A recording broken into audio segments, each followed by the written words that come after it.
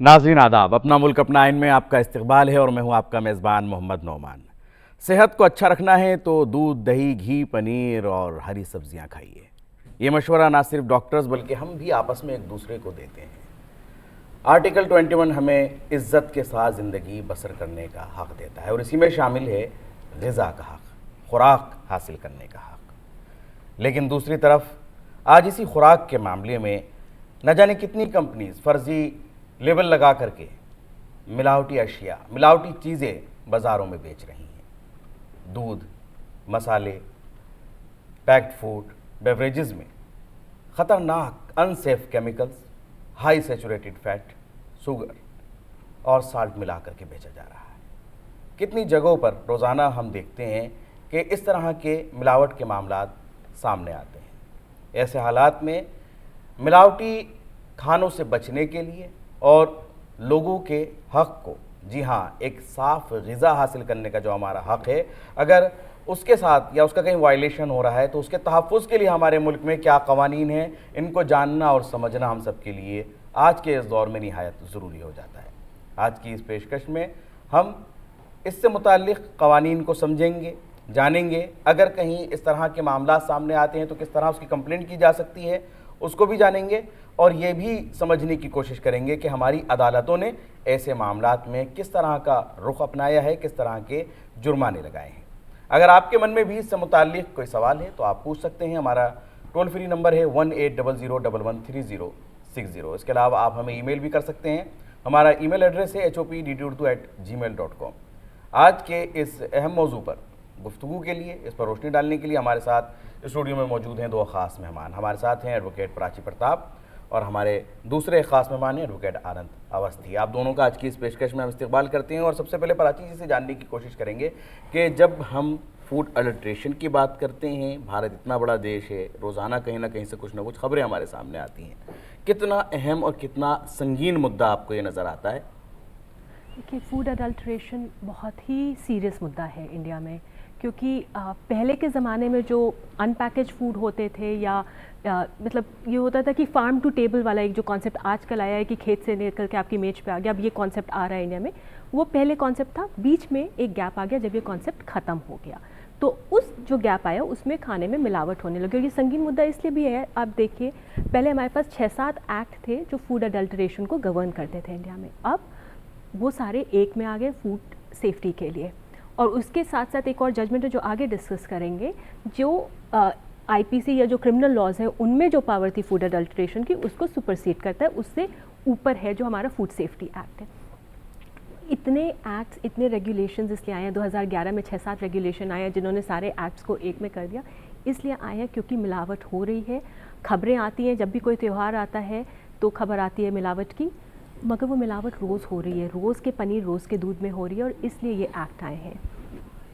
रोज़ इस तरह के मिलावट के मामला सामने आते हैं और इस तरह से बहुत सारे हमारे यहाँ कानून रहे। फूड प्रोडक्ट ऑर्डर रहा, मीट फूड प्रोडक्ट ऑर्डर रहा, milk and milk product order रहा। इन तमाम को एक सिंगल अम्ब्रेला देने की कोशिश की गई 2006 में, जहाँ हम एक फूड सेफ्टी स्टैंडर्ड एक्ट लेकर के आए। उस कानून को भी हम समझेंगे और आनंद जी से जानने की कोशिश करेंगे। सबसे पहले मैं आपका इसी बात पर ओपिनियन लेना चाहूँगा कि कितना संगीन मुद्दा है, कितना गंभीर ये मामला आपको नज़र आता है और इसके ऊपर लोगों को अवेयर करना, लोगों को इसके बारे में जागरूक करना आपको लगता है कितना ज़रूरी?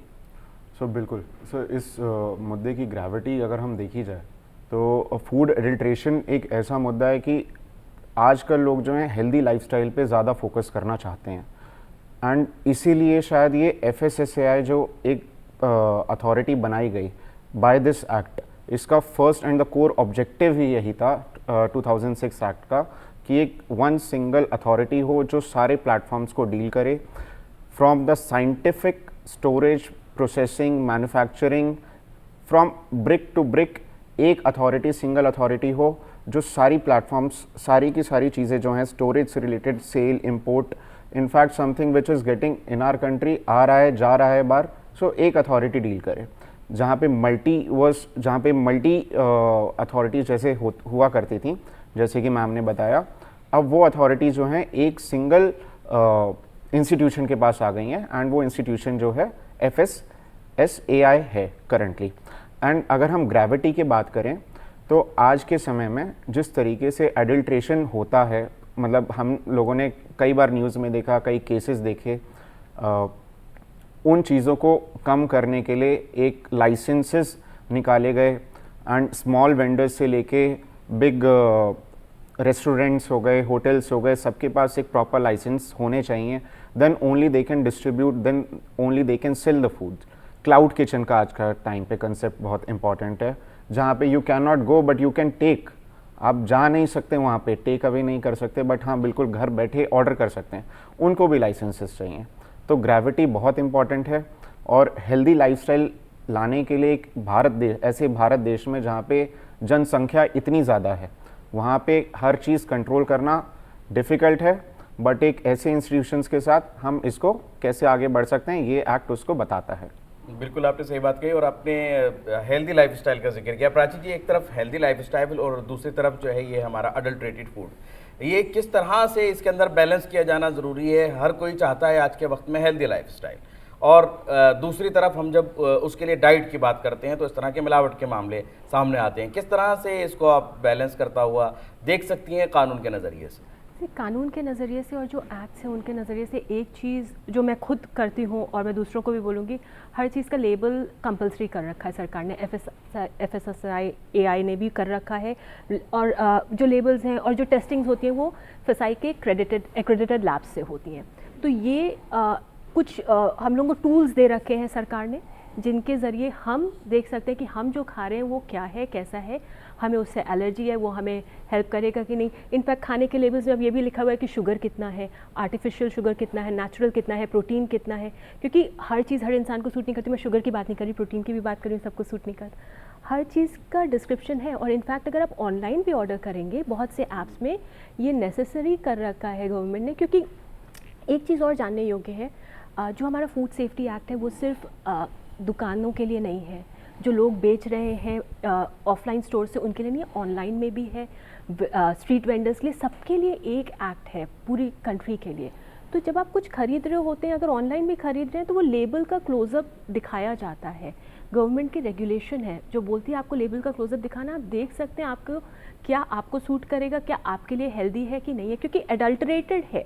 मगर उसमें आप ये भी देख सकते हैं कि कौन से कलर्स हैं, कौन से आर्टिफिशियल कलर्स पड़े हुए हैं या फ्लेवर्स पड़े हुए हैं, स्वीटनर्स पड़े, जो कुछ भी है सब कुछ लिखा हुआ है। और ये आप जान सकते हैं कि मैं जो खा रहा हूँ उसमें क्या पड़ा है, वो मेरे को सूट करेगा कि नहीं। बट हैविंग सेड दैट, सब्जियाँ जब लेते हैं तो वो आपको नहीं मिलेगा, उसमें भी ऑर्गेनिक मिलती हैं, जिसमें कि कुछ जगह पे सर्टिफाइड दिया होता है कि ये सर्टिफाइड ऑर्गेनिक है, कुछ जगहों पे नहीं होता है। लेकिन आपने लेबलिंग की बात की है, एक बड़ा मसला अभी आता है आनंद जी लेबलिंग में कि कुछ जगहों पर झूठे और फर्जी, और हमने ये भी देखा कि एनर्जी ड्रिंक्स लिख दिया जाता है और जब उसके अंदर वो चीज़ें साबित नहीं होती। तो इस तरह के मामलात को हल किस तरह से कानून करता है कि जहां हम फर्जी लेबलिंग देते हैं या फिर हम मिसलीडिंग एडवर्टीजमेंट देखते हैं? बिल्कुल सर, इस हमारे एक्ट में एक चैप्टर पूरा जो है वो पेनल्टीज़ एंड ऑफेंसेस से रिलेटेड बताया गया है। एंड जब हम लेबलिंग एंड एडवर्टीजमेंट से रिलेटेड बात करते हैं तो कई ऑफेंसेस हैं, जैसे अगर कोई ऐसी एडल्ट्रेशन से रिलेटेड मिस लेबलिंग हो गया, अनसेफ फूड हो गया, सो सिविल और क्रिमिनल लाइबिलिटी दोनों इम्पोज करी गई हैं। एंड दोनों ऐसी लाइबिलिटीज़ हैं जो साथ के साथ चल सकती हैं। मतलब कि अगर हम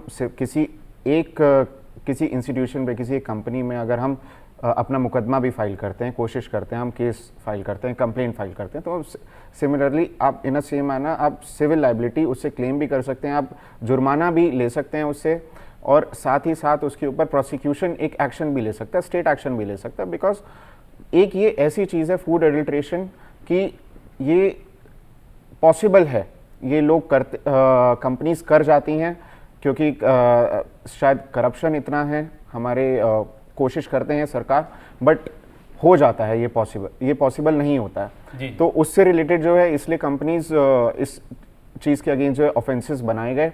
और रही बात अगर हम देखें advertisement, false advertisements and misleading advertisement जो हो गए, इनफैक्ट इस आपकी तो इस हमने जो देखा कि कई बार जैसे ब्रांड्स आते हैं और किसी सेलिब्रिटीज़ के पास आते हैं, तो इनफैक्ट कोशिश ये भी होती है कि उनके अगेंस्ट भी एक एक्शन हो। Why? Because they have a lot of influential power, और आज के समय में जो इन्फ्लुएंस करता है जैसे तो उसके अगेंस्ट भी एक एक्शन लिया जा सकता है। आपने कहा कि एक्शन दोनों तरीके से लिया जा सकता है, इसके अंदर देखा जाए तो सिविल और क्रिमिनल दोनों तरह की इसमें रेमेडीज दी गई हैं। प्राची जी, कितना देखा जाए तो ये लोगों के लिए, लोगों के राइट्स को सेव करता है, उनके जो हुकूक हैं उसको तहफ़्फ़ुज़ देता है, यानी वो अगर चाहें तो जुर्माना भी उसके ऊपर लगवा सकते हैं और अगर उसको सज़ा दिलवाना चाहें तो उसका भी इसमें प्रोविज़न रखा गया। बिल्कुल, दोनों चीज़ें दी गई हैं और डिग्रीज़ में दी गई हैं। एक होता है कि मान लीजिए नॉर्मल इंजरी हो गई एडल्ट्रेटेड खाने से, तो उसकी पनिशमेंट कम है, उसका जुर्माना कम है। फिर उसमें आता है, दूसरा होता है ग्रीवस इंजरी, डेथ, उन सब के लिए लाइफ इम्प्रिजनमेंट तक दे रखा है, 20 लाख रुपए जुर्माना तक दे रखा है, 7 साल की सज़ा वगैरह।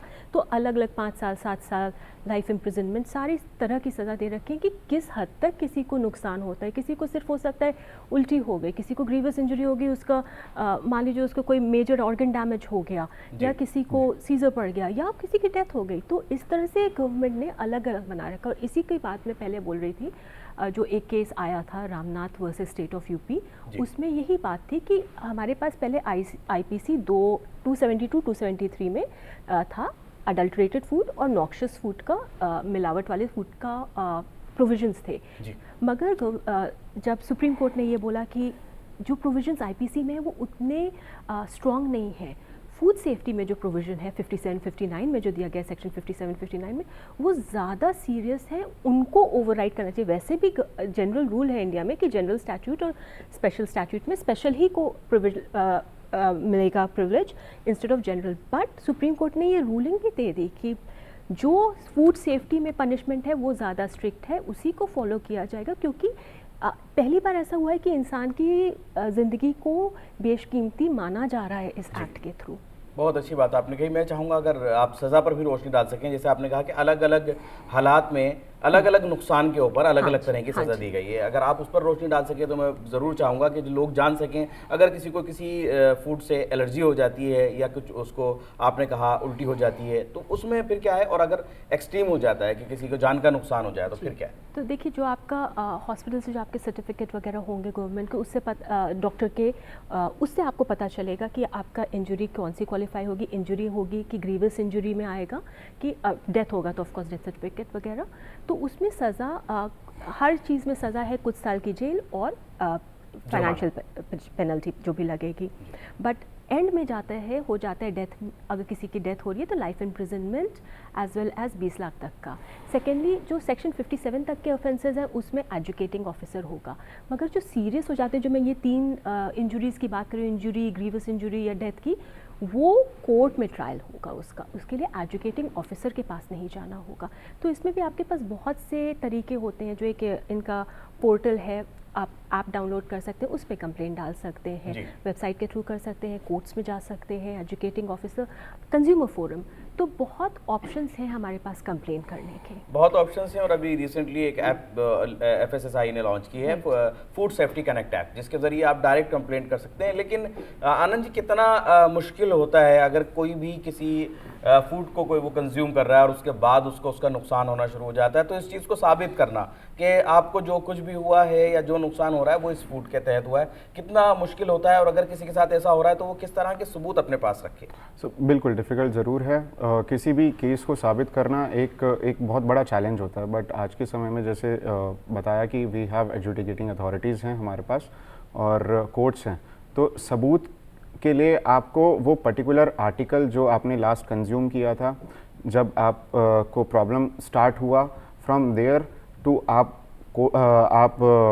हॉस्पिटल जाते हैं, डॉक्टर के पास जाते हैं, वहाँ से उनका प्रिस्क्रिप्शन होता है, कोई ना कोई ऐसी चीज़ लिखवाई जाती है कि इस वजह से हुआ है, डॉक्टर गिव्स ओपिनियन। तो डॉक्टर का ओपिनियन एक मेडिकल ओपिनियन ऐसा है जो शायद आने वाले टाइम पे जब आप कोर्ट में जाएंगे तो फाइनली लीगली बनता है। वो उसको लीगल ओपिनियन कैसे कन्वर्ट करा जाएगा वो कोर्ट देखेगा, वो स्टेट देखेगा, प्रोसिक्यूशन देखेगा। तो कुछ ऐसे सबूत हैं वो ज़रूरी हैं आपको अपने पास रखने के लिए। कोई भी आप ऐसी फूड आर्टिकल हो गया जो मिसलेबल्ड है, कई बार होता है कि प्रॉपर एक्सपायरी डेट गिवन नहीं है and still we consume that article. तो कई बार हमने सुपरमार्केट्स में देखा इस तरीके की पोजीशंस पे सरकार ने भी रोक लगाई कि उसको कैंसिल आउट करके एक्सपायरी डेट चेंज करके लोग करने की कोशिश करते हैं, बट उस पर गवर्नमेंट ने एक्शंस लिए और उस पे लोगों ने भी नज़र डाली और हम सबके सामने आई ऐसी चीज़ें।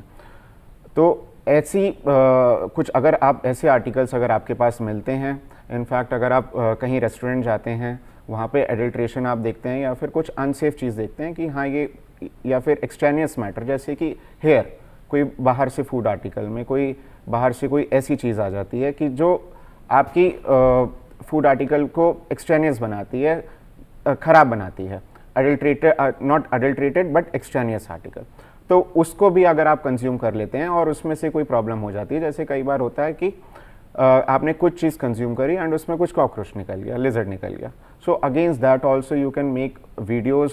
आज के टाइम पे इतना सोशल मीडिया हमारा एक्टिव है, आप प्लीज़ बनाइए। और इनफैक्ट हमारे पास एजुकेटिंग अथॉरिटीज़ इस एक्ट में तो हैं ही, plus you can also go to the consumer forums में भी जा सकते हैं, वहाँ पे you can claim damages. So multiple authorities हैं, बड़ा मुश्किल हो कोर्ट्स जाता है हैं, आनंद तो जी, जाने बहुत के सारे लिए। घर में आज भी दूध वाले लगे हुए हैं, वो आकर के दूध दे जाते हैं और ऐसे ही लोग लोकल्स में खरीद लेते हैं, तो उनके पास ना कोई बिल होता, ना कुछ ऐसी कोई पर्ची होती है जिसके जरिए वो साबित कर सकें। कितना चैलेंजिंग होगा, अक्सर वो कंज्यूम कर जाते हैं या उनको लगता है कि भाई आज तो कुछ गड़बड़ी हो गई। डिफ़िकल्ट है इस चीज़ के लिए, क्योंकि शायद स्मॉल वेंडर्स हमारे यहाँ पे आज के टाइम पे उतने लाइसेंसेस उनको ज़रूरत नहीं है। कोई अगर दूध बेचता है तो शायद उसको लाइसेंस लेने की ज़रूरत नहीं है, क्योंकि हमारा जैसे कि कृषि प्रधान देश है यहाँ पे, तो काफ़ी समय से चलता आ रहा है और लोग इनफैक्ट कोशिश करते हैं हम गाय का दूध ही कंज्यूम करें, क्योंकि शायद बाहर के फूड पैकेट मिल्क्स पे उनको भरोसा कम है आज भी। पर अगर वही पानी के साथ उसको अडल्ट्रेट या फिर कुछ और डालने की कोशिश करता है, तो उस पर हम फिर भी शायद भरोसा कर लेते हैं, पर कंप्लेंट नहीं कर पाते हैं उसकी। तो इन चीज़ों के लिए, इन कोशिशों के लिए शायद हमें सरकार को शायद बताना पड़ेगा, शायद नॉलेज में लेकर आना पड़ेगा, लोगों को इकट्ठा होना पड़ेगा, और शायद तभी हम उसके अगेंस्ट कुछ कर सकते हैं। क्योंकि स्मॉल वेंडर्स एक ऐसी कम्युनिटी है जहाँ पे शायद हैवी फाइन्स भी इम्पोज नहीं है, उनके ऊपर अगेंस्ट हैवी पेनल्टीज़ नहीं है। अगर कुछ भी हो जाता है तो मैक्सिमम 25,000 से ऊपर उनकी पेनल्टीज़ आती भी नहीं है। लेकिन एक जान का खतरा तो है प्राची जी, अगर ऐसे हालात में, तो क्या ऐसे लोगों की वीडियोस बना करके और उन सैंपल्स को जो है वो दिया जा सकता है? बिल्कुल बिल्कुल, वीडियोस बना सकते हैं आप, फिर भी डिस्ट्रिक्ट ऑफिसर्स से कंप्लेंट कर सकते हैं, फूड सेफ्टी ऑफिसर से कर सकते हैं। और मेरा कहना ये है कि ऐसे लोगों की भी कंप्लेंट करनी चाहिए, क्योंकि हमें लगता है कि ये बहुत ही स्मॉल वेंडर है, मगर जो मान लीजिए आपके घर में किसी की मौत हो गई ऐसे खाने से, तो फिर जान तो वापस नहीं आएगी। इसलिए हर चीज़ की कंप्लेंट, क्योंकि अगर हम जागरूक नहीं होंगे, हमें जो राइट्स दिया हम उनके लिए जागरूक नहीं होंगे, तो हम सिर्फ अपना नुकसान नहीं कर रहे हैं, हम सबका नुकसान कर रहे हैं। क्या सिर्फ कंप्लेंट से ही काम बन जाएगा, या अगर कुछ ग्रीवियस हर्ट होता है आनंद अवस्थी जी, FIR भी हो सकती है? बिल्कुल सर, इसमें FIR पहले कंप्लेंट की तरफ जाएं या FIR की तरफ? सर फर्स्ट हमारा एक्शन तो यही होता है कि हम शायद 112 नंबर पे कॉल करते हैं। कोई भी ऐसी कोई चीज़ होती है, अगर किसी की मौत हो जाती है जैसे मैम ने बताया, तो उसके खिलाफ जो लाइफ इम्प्रिजनमेंट तक की सज़ा है, तो बट उससे पहले हमें कंप्लेंट करना ज़रूरी है। आप 112 नंबर पे कंप्लेंट कर भी सकते हैं, और वहाँ से कंप्लेंट आगे फॉरवर्ड भी होती है प्रॉपर अथॉरिटीज़ को। एंड आप अलग से अगर जाना चाहें एडजुडिकेटिंग ऑफिसर्स के बाद, वहाँ पे भी जा सकते हैं, वहाँ सिविल लाइबिलिटीज़ भी हैं। बट जैसे रामनाथ केस जो है डिस्कशन करा गया, सेक्शन 59 एक ऐसा सेक्शन है जिसमें अनसेफ फूड से रिलेटेड बात करी गई है। अगर ग्रीवियस इंजरी होती है, नॉन ग्रीवियस इंजरी है जिसमें डेथ भी हो जाती है, तो 7 साल तक की सज़ा भी हो सकती है। उसके बाद जो है लाइफ इम्प्रिजनमेंट तक। क्या केस था ये, मैं चाहूँगा आप इस पर थोड़ी सी और रोशनी डालें, ताकि हमारे जो व्यूअर्स इस वक्त प्रोग्राम देख रहे हैं वो समझ सकें इस केस के तरीके। इसमें एक क्वेश्चन ऑफ लॉ था कि अगर सेक्शन 272 जैसे एडल्ट्रेशन से रिलेटेड है, 273 जो है आपका नॉक्शियस फूड से रिलेटेड है, उन दोनों में प्रोविजंस में, और सेक्शन 59 जो एक्ट जो है बाद में आया, जैसे हमारा FSSAI, और इससे पहले IPC फॉलो होता था। IPC लॉ आया था हमारा 1860s में, उसमें भी सेक्शन से उसके बाद सेक्शन 59 आया। तो कौन सा सेक्शन ओवर पार करेंगे, किसको करेंगे, तो सेक्शन 50 ये डिसाइड करा गया सुप्रीम कोर्ट द्वारा कि सेक्शन 59 जो है वो ओवर पार करेगा। और अगर कंप्लेंट भी होती है तो सेक्शन 59 के तहत, क्योंकि उसमें सज़ा ज़्यादा है, प्रावधान ज़्यादा है, क्योंकि IPC में सज़ा आज भी 6 महीने की ही है, अब उसको BNS में कन्वर्ट कर दिया गया है। और सज़ा पर उसमें कम है, सज़ा का प्रावधान कम है, इसलिए सेक्शन 59 को ओवरराइड करा गया सुप्रीम कोर्ट द्वारा। और FSSAI जो एक्ट आया, फूड सेफ्टी स्टैंडर्ड्स एक्ट आया 2006, उसको दिखाया गया कि उसमें how this act over par, it is a special act, और एक ये जनरल लॉ से ओवर पार करके कोर्ट ने इसको अहमियत दी। देखिए, जब हम कानून की बात करते हैं तो हमें अदालतों के फैसलों को भी समझना होता है कि उसमें हमारी अदालतों ने किस तरह के फैसले दिए हैं, किस तरह के जुर्माने आयद किए गए हैं, और उन्हीं फैसलों से एक कानून के अंदर मजबूती आती है और मिलावट करने वालों के दिल में डर पैदा होता है। अभी हमने लाइसेंसिंग के बारे में भी बात की, लेकिन एक बड़े पैमाने पर प्राची जी हमारे देश के अंदर लोग छोटे पैमाने पर काम करते हैं, बगैर लाइसेंसिंग के करते हैं। तो क्या बगैर लाइसेंसिंग के अगर कोई फ्रूट प्रोडक्ट्स बेच रहा है, लोग उससे ख़रीद रहे हैं, तो क्या वो किसी तरह अपराध कर रहा है, और अगर उसके ख़िलाफ़ कोई कार्रवाई की जाती है तो क्या वो उसके अंदर जिम्मेदार होगा? बिल्कुल, बगैर लाइसेंस के जो लोग भी बेच रहे हैं वो गलत है, कानूनी अपराध है, उनके अगेंस्ट केस किया जा सकता है, कंप्लेन की जा सकती है। हम लोग अब ऑलरेडी डिस्कस कर चुके हैं कि हम कंप्लेन किस किस एक्ट में कर सकते हैं, IPC में भी हमें दिया गया है प्रावधान वगैरह। But having said that, food safety act में अभी दे रखा है कि लाइसेंस सबके लिए, छोटा वेंडर है जिसकी 5-10 लाख तक की सेल है उसको भी रजिस्ट्रेशन कराना है, स्टेट रजिस्ट्रेशन जिसकी 20 करोड़ तक की सेल है उसको कराना है, उसके बाद सेंट्रल रजिस्ट्रेशन कराना है। ये बहुत ज़रूरी है, बिकॉज जब ये लाइसेंसेस होते हैं और आप एक लाइसेंस रेस्टोरेंट से खाना खाएं या लाइसेंस प्रोडक्ट जो बना रहा है उससे लेंगे, तो आपके पास आपके हक ज़्यादा हैं और आप मदद कर रहे हैं सरकार की कानून को इम्प्लीमेंट करने में। क्योंकि जब हम बिना लाइसेंस वाले इंसान की मदद कर रहे हैं उससे ख़रीद के, तो हम अपने कानून का दुरुपयोग कर रहे हैं, उसको वीक कर रहे हैं। और लाइसेंस वालों में भी अभी हमने देखा, महाराष्ट्र का जो बहुत न्यूज़ में चल रहा है कि जो न्यू FDA ऑफिसर है, जो उन्होंने अभी रुस्तम आइसक्रीम को बंद करवाया। 75 साल पुराना इस्टेब्लिशमेंट है, बिकॉज उस पर इस तरह के बहुत सारे जो केसेस हैं वो आते हैं, उन पर भी हम चर्चा करेंगे। लेकिन जैसे अभी प्राची जी ने कहा आनंद जी कि जहाँ लाइसेंसिंग का मसला है, तो हमारे लिए सबकी एक ज़रूरत भी है और हम लोगों के लिए कि हम जहाँ जो लाइसेंसिंग जिनके पास है, लाइसेंस जिनके पास है, उन्हीं से हम लोग प्रोडक्ट ख़रीदें। क्या कुछ एग्जम्पशन है लोगों के लिए जो छोटे पैमाने पर काम करते हैं उनके लिए कि वो बगैर लाइसेंस के कारोबार कर सकते हैं लेकिन कानून के दायरे में सब आए? जैसे अभी एक 2006 में रिसेंट अमेंडमेंट आया है जहाँ पे अगर छोटे पैमाने पे अगर हमें लाइसेंस लेना भी है तो वो एक ऑटोमेटिक लाइफ टाइम लाइसेंस सब मिलता है, ऑटो रिन्यूअल नहीं है। और बड़े होटल्स और रेस्टोरेंट्स के लिए अगर हम कुछ भी लाइसेंस लेते हैं तो लाइसेंस आपकी फ़र्स्ट जो रिसेप्शन है, एंट्रेंस एरिया है, वहाँ पे आपको शो करना पड़ता है। रही बात छोटे पैमाने पर जो लोग काम करते हैं उनके लिए लाइसेंस लेना ज़रूरी नहीं है, क्योंकि उनके लिए डिफ़िकल्ट हो जाएगा। बट उनको ये ज़रूरी है अपनी सब स्टैंडर्ड गुड्स बेचना, सब स्टैंडर्ड्स नहीं होने चाहिए, अडल्ट्रेटेड नहीं होने चाहिए। उनके लिए स्पेसिफिक लाइसेंसेस ज़रूरी नहीं है। पर आज भी क्या एक उपभोक्ता जो भी कंज्यूमर है वो सामने वाले के लाइसेंस को चेक कर सकता है? किस तरह से कोई इस तरह का कोई मैकेनिज़्म बनाया गया है कि जहां हमें ये अंदाज़ा हो जाए कि हम अगर कहीं शक हो रहा है तो हम वो लाइसेंस जो है वो चेक कर सकें कि हाँ ये ओरिजिनल है और कहीं किसी के साथ धोखाधड़ी नहीं हो रही है? जी आनंद जी। क्योंकि लाइसेंस में reference number and FSSAI regulatory authority से पास करा गया होता है। वो लाइसेंस जो है आपके अपफ्रंट आपको दिखता है, आपको शो होता है जब आप जाते हैं, एंड उस सर्टिफिकेट के थ्रू ही आप जो है आगे चेक कर सकते हैं कि ये लाइसेंस जो है फेक है, नकली है, उस प्रॉपर अथॉरिटी का है या नहीं। बिकॉज आज के समय में GSTIN नंबर भी उसमें दिया होता है, वहाँ से आप चेक कर सकते हैं क्या इस अथॉरिटी को ये लाइसेंस दिया गया है या नहीं दिया गया है। ऑनलाइन GSTIN नंबर निकालना बहुत आसान है, एंड वहाँ से एक बार अगर आप कोशिश करें तो आप पता लगा सकते हैं कि लाइसेंस फेक है, रिन्यूड है या नहीं है, या फिर किस तरीके से ये जो पर्टिकुलर रेस्टोरेंट है या फिर पर्टिकुलर जो भी कंपनी है ये किस तरीके से रन कर रही है। तो वहाँ से आप पता लगा सकते हैं, और अगर आपको कुछ गलत लगता है तो उसकी कंप्लेंट भी की जा सकती है। दूसरी तरफ एक और अभी एक मसला है जिसमें अभी हम चाहेंगे उस पर भी चर्चा करें कि एक तो आपने कोई प्रोडक्ट लिया, उसका आपको कम या ज़्यादा नुकसान हुआ, वो एक अलग चीज़ है, लेकिन एक आप एक जिम्मेदार नागरिक होते हुए, एक जिम्मेदार शहरी होते हुए अपनी आंखों से देख रहे हैं कि कहीं कुछ गलत बन रहा है, कहीं कुछ गलत हो रहा है और इससे लोगों को जान का नुकसान होगा। अक्सर हमारे साथी भी आपने देखा होगा, आप कहीं निकलते हैं तो आपके घर का ही कोई शख्स, आपकी फैमिली का मेम्बर कहता है अरे इसके साथ तो ऐसा लग रहा है कि ये जो बन रहा है इससे पता नहीं कितने लोगों को नुकसान हो जाएगा। ऐसी सिचुएशन में क्या किया जा सकता है प्राची जी, क्या जिम्मेदारी है एक शहरी की? जिम्मेदारी तो मेरे मुताबिक यही है कि कंप्लेन कर दें पुलिस में, कंप्लेन कर दें पुलिस स्टेशन में।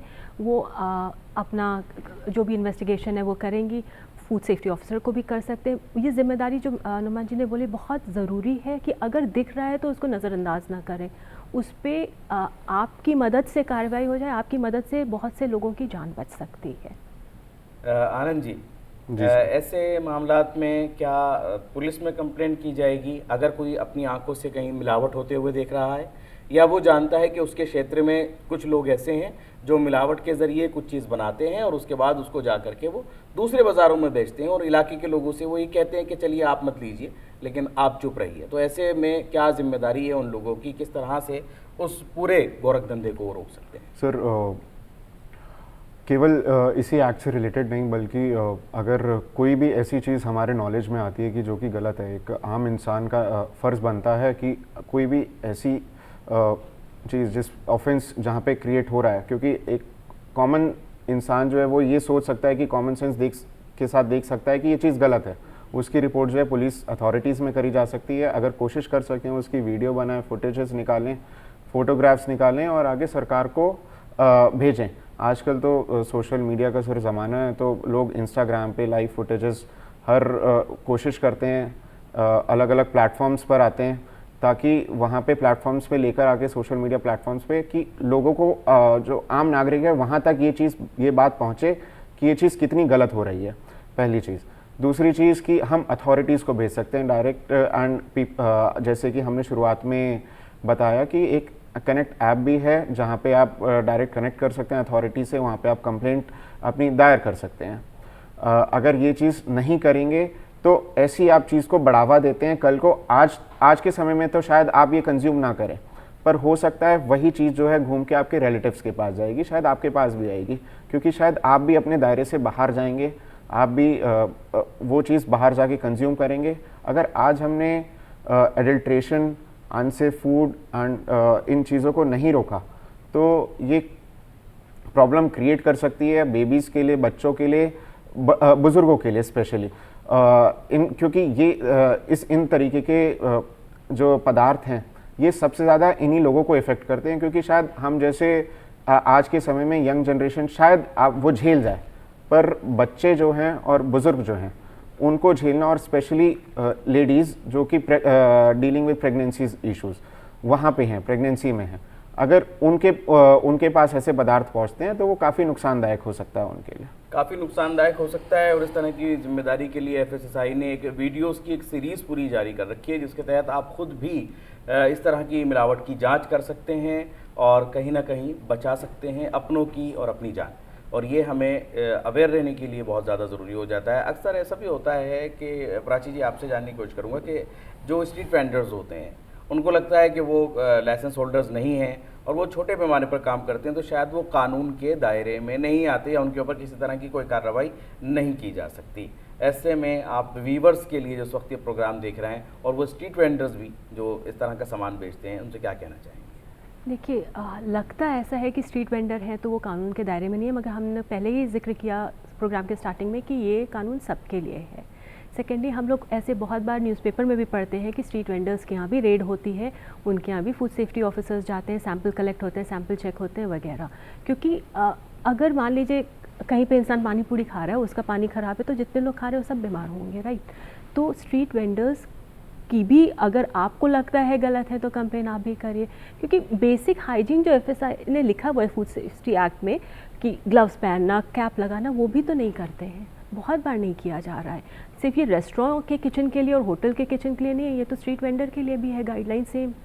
तो स्ट्रीट वेंडर भी उसी दायरे में है जो 5 स्टार होटल का शेफ़ है। जी बिल्कुल, आपने सही कहा। और आपने एक बात और कही कि कुछ ऐसी चीज़ें होती हैं जिसके ज़रिए कई सारे लोग, यानी जो भी कंज्यूम कर रहे हैं, उनकी एक बड़ी तादाद बीमार हो सकती है और ऐसे वाक़ये भी सामने आए। आनंद जी, ऐसे हालात में क्या किसी गलत खाने की वजह से कई सारे लोग बीमार हो जाते हैं, तो उन सबको मुआवजा दिया जाएगा या फिर किसी सिर्फ जो ऐसा कर रहा है उसको सिर्फ कानूनी तौर पर सज़ा दे दी जाएगी, जेल भेज दिया जाएगा, जुर्माना आयद कर दिया जाएगा, या इसमें मुआवजे का भी प्रावधान है? जी सर, मुआवजा जो है जो भी अगर वो फूड आर्टिकल लेकर किसी को जो पदार्थ है, एडल्ट्रेटेड पदार्थ है, कोई भी अगर उसको लेता है, कंज्यूम करता है और उसको कुछ नुकसान होता है, और तो मुआवजा जो है सबको मिलता है। इस तरीके से हमारा एक्ट है कि वो मुआवजा जो है इस केवल उस व्यक्ति को नहीं मिलेगा जो शायद कोर्ट तक गया है, और उस व्यक्ति को नहीं मिलेगा केवल जिसने कोई कंप्लेंट दर्ज करी है, बल्कि वो सारे लोग जिन लोगों को कंज्यूम करके उस पदार्थ के थ्रू नुकसान हुआ है, उन सबको जो है मुआवजा दिया जाएगा। और उसके लिए क्या सज़ा का प्रावधान है ऐसे मामलात में? जिसने भी इस तरह का प्रोडक्ट बेचा है उसके लिए कितनी सज़ा जुर्माने के अलावा या मुआवजे के अलावा कितनी सज़ा मिल सकती है उसको? आनंद जी। जी सर, अगर जुर्माने के थ्रू हम सर सज़ा तो मुझे शायद एक्ट से देखना पड़ेगा, अभी आई कांट रिमेंबर। जी जी। तो मैं लेकिन दूसरी तरफ आपने बताया कि मुआवजा जो होगा वो सभी के लिए होगा, क्योंकि जितने भी लोग उसके अंदर देखा जाए प्रभावित हुए हैं, मुतासिर हुए हैं, उन सबको मुआवजा दिया जाएगा। अक्सर ऐसे भी मामला सामने आते हैं जहां इस तरह का प्रोडक्ट बेचने वाले या किसी को अगर ये खबर लग जाती है कि उनके प्रोडक्ट से नुकसान हुआ है, तो वो फ़ौरन हॉस्पिटल पहुंच करके या उस प्राइवेट हॉस्पिटल में पहुंच करके इस चीज़ को छुपाने की वो कोशिश करते हैं कि ये उनके प्रोडक्ट से नहीं हुआ। ऐसे में क्या ऐसा करने वाला वो हॉस्पिटल भी, क्योंकि वो सच को छुपा रहा है, वो भी जिम्मेदार है, वो भी कानूनी कार्रवाई के दायरे में आएगा?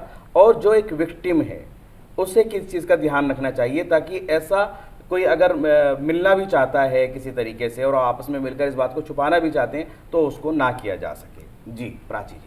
जी बिल्कुल, अगर हॉस्पिटल अग्री कर जाता है इस बात को छुपाने में तो वो भी पार्टी बन जाएंगे इसमें, because they are abetting a crime.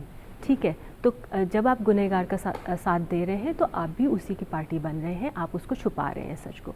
और अगर कोई व्यक्ति या कोई रेस्टोरेंट का मालिक या कोई भी बंदा जिसके खाने से दिक्कत हुई है वो पहुंचता है हॉस्पिटल में, वो तो साफ़ है, आपके पास इनफ एविडेंस भी होगा, हर हॉस्पिटल में CCTV है कि बंदा आया था, उसने विटनेस को या जो भी विक्टिम है उसको पैसा दे के या बात छुपाने की कोशिश की, हॉस्पिटल को पैसा दे के बात छुपाने की, जो भी जिस तरह से भी बात छुपाने की कोशिश की, तो ये सारा एक पार्टी टू द क्राइम बन जाते हैं सारे के सारे, और सबके अगेंस्ट केस होगा। चलिए एक चीज़ और जिससे हम सभी लोग गुजरते हैं, आप भी और हम लोग भी बड़े बड़े रेस्टोरेंट में जाते हैं, खाते हैं, लेकिन अक्सर हमने देखा है कि उनके किचन तक हम लोगों का एक्सेस नहीं होता है। और जिस तरीके से सोशल मीडिया का दायरा बढ़ा तो बहुत सारे जगहों की किचन की हकीकत खुल करके सामने आई है। आनंद जी, ऐसे हालात में क्या कोई कस्टमर अगर किचन विज़िट करना चाहे किसी भी रेस्टोरेंट में जा करके कि उसको कहीं डाउट होता है कि किस तरह से बनता है, तो क्या कानून के तहत उसको इस तरह की कोई इजाज़त है, विज़िट कर सकता है अगर उसे डाउट हो रहा है तो? सर अब कस्टमर अगर देखना चाहे, वैसे जनरली जो शेफ़ होते हैं अंदर, they are the sole in charge of kitchen. Sir अक्सर जो शेफ़ है वो शायद अलाउ ना करे आपको अंदर जाने के लिए, वो शायद मना करेंगे, वहाँ पे सिक्योरिटी गार्ड्स होते हैं, वो मना करा जाएगा कि आप अंदर नहीं आ सकते। पर हालांकि अगर कुछ ऐसी चीज़ आपको दुर्घटना दिखती है कि होती हुई कि यहाँ हो रही है, तो कस्टमर जो है कोशिश कर सकता है। कानून ये ज़रूर बोलता है कि जो फूड सैम्पलिंग ऑफिसर्स होते हैं, जो लाइसेंसिंग ऑफिसर्स होते हैं, वो टाइम टू टाइम आते हैं और चेक ज़रूर करते हैं, सैम्पलिंग होती है कि ये यहाँ पे जो कोई भी जो प्रोडक्ट बनाया जा रहा है क्या ये ठीक है। फूड लाइसेंसेस ऑफिसर होते हैं, वो आते हैं और आपको समय अनुसार आपको बताना पड़ता है कि हम शायद हम अपना किस तरीके से किचन जो है संभाल रहे हैं, किस उसमें सेफ्टी स्टैंडर्ड्स हैं या फिर अनहाइजीनिक नहीं है। क्योंकि यही जो इस तरीके के जो कानून हैं शायद डायरेक्ट हमें नहीं भेजते कि हाँ आप कोई भी कस्टमर जाएगा और किसी की भी किचन में जाके देखने लगेगा। तो आजकल वैसे सर मैं डिस्कशन करूं, नहीं ये जो इंस्पेक्टर्स हैं ये कभी भी फ्रीक्वेंट विजिट कर सकते हैं या आपकी कंप्लेंट के मुताबिक भी अगर कोई कंप्लेंट करता है तो उसके अकॉर्डिंग भी वो विजिट करके देख सकते हैं? फ्रीक्वेंट विजिट्स हो सकती हैं, फ्रीक्वेंट इंस्पेक्शंस होते हैं और ये चलते हैं रेगुलर। और ऐसा इसके लिए स्पेशली जो इंस्पेक्टर्स जाते हैं उनको पता होता है कि कहाँ जाना है और कहाँ पे कई बार तो वो बताकर नहीं आते, तो फिर वो अनटाइमली, जैसे कहीं पर भी अनकॉल्ड आवर्स पे जाके एक बार चेक भी कर सकते हैं कि किस तरीके से जो होटल है, ये रेस्टोरेंट है, ये रन कर रहा है। सबसे अच्छी बात यही है कि बता करके ही ना जाया जाए, क्योंकि उसके बाद तो फिर सब कुछ साफ सुथरा ही मिलता है और वो जो अडल्ट्रेशन का मसला है वो कभी भी पकड़ में नहीं आ पाएगा। इसलिए इसके अंदर इस तरह की छापेमारी की इजाज़त दी गई है ताकि असलियत सामने आ सके, वो हकीकत सामने आ सके, जिसके ज़रिए कहीं ना कहीं शहरियों की जान का नुकसान हो सकता है। आमतौर पर जब ये बात आई सामने कि हम जब ये कानून लेकर के आए 2006 में, तो उस वक्त भी ये माना गया था कि हमने जो इंटरनेशनल पैमाना है उसके मुताबिक इस कानून को हम लेकर के आए हैं। प्राची जी से मैं और चाहूँगा कि इस पर वो रोशनी डालें कि अगर हम इंटरनेशनली देखें तो बाहर के कवानीन जो फूड अडल्ट्रेशन से मुताल्लिक़ हैं और हमारे कानून में कितना आपको फ़र्क नज़र आता है, कितना हमने इंटरनेशनल स्टैंडर्ड को मीट करने की कोशिश की है और क्या कुछ अभी ज़रूरत नज़र आती है? देखिए, हमारा जो कानून है FSI जो आया है वो बिल्कुल इंटरनेशनल स्टैंडर्ड्स को नज़र में रख के आया है, मगर दिक्कत अगर कुछ होती है तो वो सिर्फ इम्प्लीमेंटेशन की है। जैसे कि US वगैरह में क्या होगा कि अगर कलर ऐड कर रहे हैं, सिंथेटिक कलर्स वगैरह, तो वो बैच टेस्टिंग होगी कि ये बैच इस खाने में जा रहा है, उसका बैच टेस्टिंग और उसका रिपोर्ट होगा। इंडिया में भी मानते हैं बैच टेस्टिंग, मगर वो बहुत बार नहीं होती है। अगर औचक निरीक्षण हो या रेड हो किसी प्रेमिसेस पे, तो देखा जाएगा कि हर प्रोडक्ट जितने बैचेस बनने, ज़रूरी नहीं है कि उसमें एक खाने में जो कलर पड़ रहा है उसका बैच टेस्टिंग हुआ होगा कि नहीं। और ये सब चीज़ें ऑफ कोर्स कानून है, इसके लिए इम्प्लीमेंटेशन नहीं है। मगर आप बिल्कुल सही कह रहे हैं, जैसे साल्मोनेला टेस्टिंग FSI में लिखा हुआ है कि अगर जो खाना आपके दुकानों में टमाटर बिक रहा है उसके साल्मोनेला टेस्टिंग होनी चाहिए। इंडिया में ऐसे किस्से बहुत कम सुनने को आ रहे होते हैं कि साल्मोनेला टेस्टिंग हुई है। क्या होती है मैडम ये टेस्टिंग? साल्मोनेला एक तरह का बैक्टीरिया होता है जो कि टमाटर वगैरह में पाया जाता है, उसके बाद उसको खाने से पेट खराब हो जाते हैं। तो हम न्यूज़ में भी आप सुने होंगे कि US वगैरह में पूरा का पूरा टमाटर ग्रोसरी स्टोर्स से जो चेन है उनसे हटा लिया जाता है कि भाई इसमें साल्मोनेला पाया गया।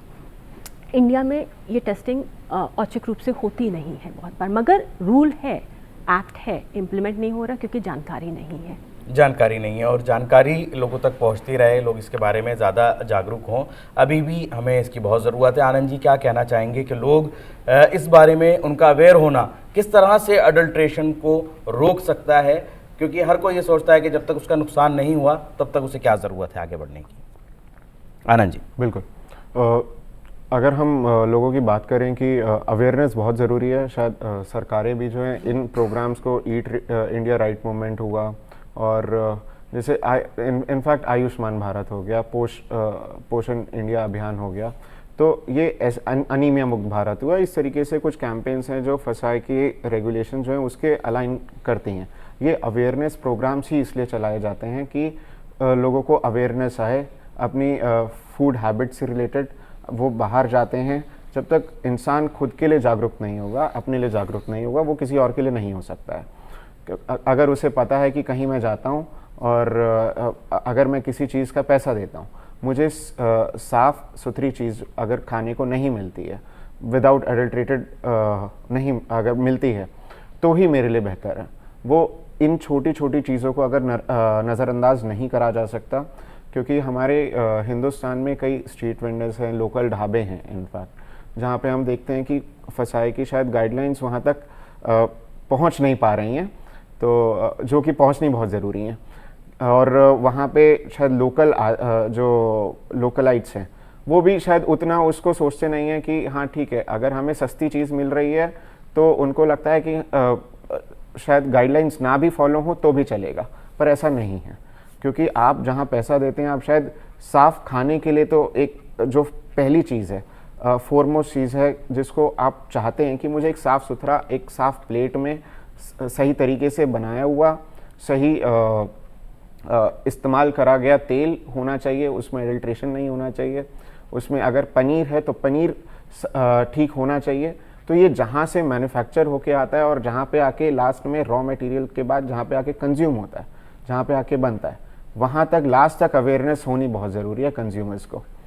तो उसके लिए शायद सरकार ने नंबर्स भी बता रखे हैं, हेल्पलाइन नंबर्स हैं, अथॉरिटीज़ हैं, आप वहाँ जा सकते हैं। अभी हमने डिस्कशन किया तो अवेयरनेस बहुत ज़रूरी है। अवेयरनेस बहुत ज़रूरी है और इसके साथ साथ अभी तक हमने कैफ़ेज़ की बात की, रेस्टोरेंट की बात की, दुकानों की बात की है, स्ट्रीट वेंडर्स की बात की है, लेकिन क्या आनंद जी जो हमारे स्कूल्स में जो बच्चों को खाना मिलता है, क्या वो भी इस कानून के दायरे में आता है? उसका भी इंस्पेक्शन किया जा सकता है और उसमें अगर कोई मिलावट है तो वहाँ भी सज़ा का प्रावधान है? बिल्कुल sir, mid day meals programme जब से आया है और राइट टू एजुकेशन के तहत ही है वो, तो उसमें भी FSI के जो कानून हैं, जो रेगुलेशंस हैं, वो वहाँ पर भी मीटअप करने बहुत ज़रूरी हैं और उन पर भी ये कानून जो है लागू होता है, क्योंकि वो बच्चों के लिए तो सबसे बेहद ज़रूरी है। शायद उतना ध्यान नहीं दिया जाता, स्कूल में सीधा आता है और जिन वेंडर्स के थ्रू आता है उन वेंडर्स पे ये कानून बिल्कुल लागू होता है। इनफैक्ट जो प्रिंसिपल्स हैं, अगर वो देखते हैं, प्रिंसिपल्स को जांच करनी पड़ती है कि ये खाना ठीक आ रहा है नहीं आ रहा है और किस वेंडर से मंगा रहे हैं, उनकी जो अगली जो जिस तरीके से वो खाना आ रहा है और वो उसमें क्या वो डालते हैं, कौन सी मटेरियल यूज़ करते हैं, वो सब आपको बताना पड़ेगा। स्कूल को बताते हैं, उसी के बाद जो है ये कानून जो है उन पे लगते भी हैं इनफैक्ट। इसीलिए उसी के तहत उनको सजा भी दिए जाने का प्रावधान होता है, पूरा प्रोविज़न उसके अंदर किया गया है, बंदोबस्त किया गया। प्राची जी, हमने अभी ये भी बात की, जिस तरीके से अभी आनंद जी ने कहा कि बहुत सारे लोकल एरियाज़ में, दूर दराज में ऐसे हैं जहाँ तक ये कानून की जानकारी नहीं, आते तो सभी हैं कानून के दायरे में, लेकिन उनकी जानकारी नहीं होती। क्या हम फॉरेन कंट्रीज़ में भी इस तरह के मामला देखते हैं कि अगर शहरों से दूर आबादी है, वहाँ भी ग्रामीण क्षेत्र होते हैं, वहाँ भी बहुत सारे स्ट्रीट वेंडर्स होते हैं, क्या वहाँ पर इस तरह के कानून उन सभी के ऊपर सख्ती से लागू हैं या इसी तरह की सिचुएशंस वहाँ पर हैं? देखिए, जहाँ तक मुझे पता है, मैंने जहाँ तक कुछ कंट्रीज़ में देखा है, US को ले लिया जाए तो हाँ, ये सख्ती से लागू है ये कानून और उनको पालन भी हो रहा है। इनफैक्ट फार्मर्स मार्केट लगती है, वो से वहाँ पे हम कुछ पेरिशेबल कुछ ले लें, उसका भी रेगुलेशन है, उस पर भी लाइसेंस पड़ा हुआ है। अगर फार्मर मार्केट में कोई अपने किचन से बना के बेच रहा है, मान लीजिए गुआकामोले बेच रहा है या कुछ कोई डिप बेच रहा है तो, या ब्रेड बेच रहे हो, तो वो किचन से जो बना के दे रहा है उस पर भी लाइसेंस होगा। तो ये मानने की बात है कि हाँ, कानून तो दोनों जगह एक ही सा है, मगर वहाँ पे ज़्यादा उसका पालन है क्योंकि लोगों को पता है कि हम डिमांड कर सकते हैं। हमारे यहाँ जैसे आपने बोला कि लोग सोचते हैं नुकसान नहीं होता जब तक तब तक रहने देते हैं, जब तक रहने देते हैं, लेकिन इस सोच को हमें बदलना होगा क्योंकि कहीं ना कहीं ये सीधा मामला हम लोगों की ज़िंदगी से जुड़ा हुआ है और अगर हम किसी एक को मिलावट की इजाज़त दे रहे हैं या नज़रअंदाज कर रहे हैं तो उसका नुकसान फिर बड़े पैमाने पर हो सकता है। और डर ये पैदा जब हो जाता है कि हाँ, मिलावट करने पर क्या सज़ा है, तो बहुत सारे लोग वैसे ही सुधर सकते हैं। लेकिन आनंद जी, एक चीज़ और भी है कि 2006 में कानून लाए, आज उसे देखा जाए तो 20 साल हो चुके हैं।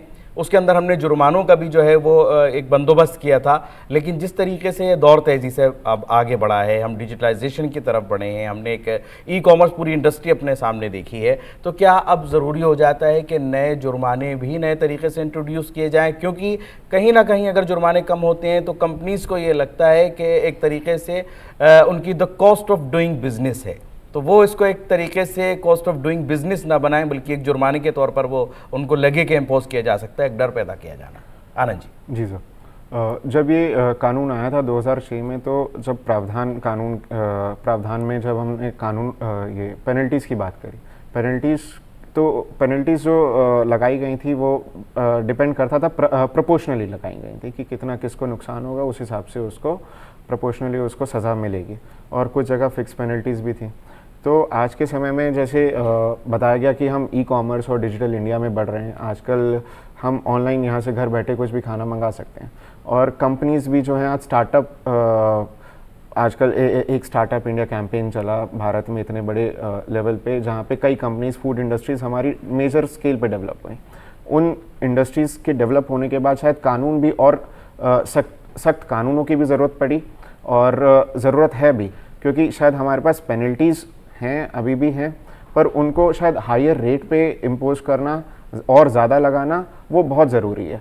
शायद प्रोपोर्शनली ठीक है, शायद उससे ज़्यादा भी लगाया जा सकता है, ताकि जो व्यक्ति वहाँ पे काम कर रहा है और जो बिज़नेस को अपने स्केल कर रहा है, उसके लिए उसको शायद वो सीरियसली लेगा कि छोटी सी भी गलती जो है आज मेरे से, वो नज़रअंदाज उसको नहीं करा जा सकता और उसके ऊपर स्ट्रिक्ट एक्शन होगा। पेनल्टीज़ इतनी इम्पोज होंगी कि उसको वो छुपा नहीं पाएगा, पर इसके लिए इम्प्लीमेंटिंग बॉडीज़ बहुत ज़रूरी हैं कि ठीक से काम करें, कानून ज़रूर है आज भी और हमारे लोगों पास। को आगे आना भी बहुत बिल्कुल जरूरी है, बहुत क्योंकि ज़रूरी जब तक है। उनके पास कंप्लेंट्स नहीं पहुंचेंगी, शिकायत नहीं पहुंचेंगी, तो किस तरह से उसका इजाला किया जाएगा, किस तरह से उनको सॉल्व किया जाएगा। बिल्कुल आखिरी मरहले में प्रोग्राम में प्राची जी से जानने की कोशिश करूंगा। आर्टिकल 21 हमारा इज्जत के साथ जीने का हक और इज्जत बिल्कुल। के साथ एक खुराक का हक, और दूसरी तरफ ह्यूमन राइट्स। क्या एक मिलावट फूड की, एक खाने की मिलावट हमारे आर्टिकल 21 का भी वायलेशन करती है और ह्यूमन राइट्स का भी वायलेशन करती बिल्कुल, एब्सोल्युटली सुप्रीम कोर्ट ने भी ये अपहेल्ड किया है कि अगर खाने में मिलावट है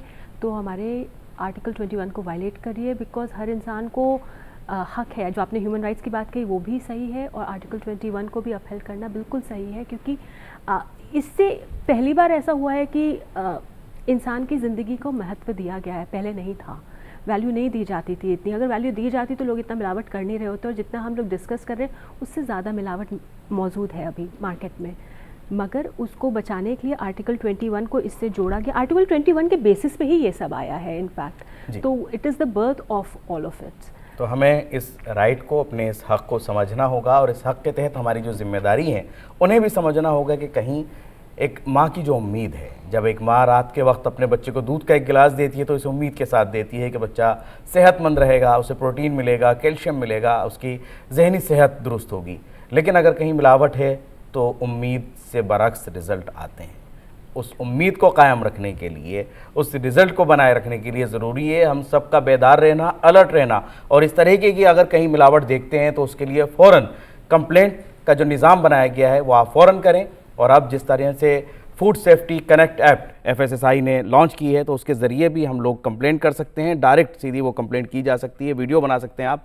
लेकिन ज़रूरत है आप सबको आगे आने की, इस कानून के मुताबिक जागरूक होने की, ताकि हम मिलावटी फूड से निजात हासिल कर सकें और एक सेहतमंद ज़िंदगी, एक सेहतमंद माशरे की तामीर हो सके। मैं अपने दोनों मेहमानों का आज की इस पेशकश में शिरकत करने के लिए बहुत बहुत शुक्रगुजार हूँ, और नाजरीन आपका भी बहुत शुक्रिया इस प्रोग्राम को मोहब्बत से नवाजने के लिए। आप इस वक्त ये प्रोग्राम लाइव देख रहे हैं, इसके बाद आप यूट्यूब पर भी ये प्रोग्राम देख सकते हैं। अपने राय मशवरे हमें भेज सकते हैं। हमारा ईमेल एड्रेस है hopddu@gmail.com। इसी के साथ आज के इस प्रोग्राम को मुकम्मल करने की हमें दीजिए इजाज़त। अगले हफ्ते फिर किसी मौजू पर गुफ्तगू के साथ हाजिर होंगे, तब तक के लिए आदाब।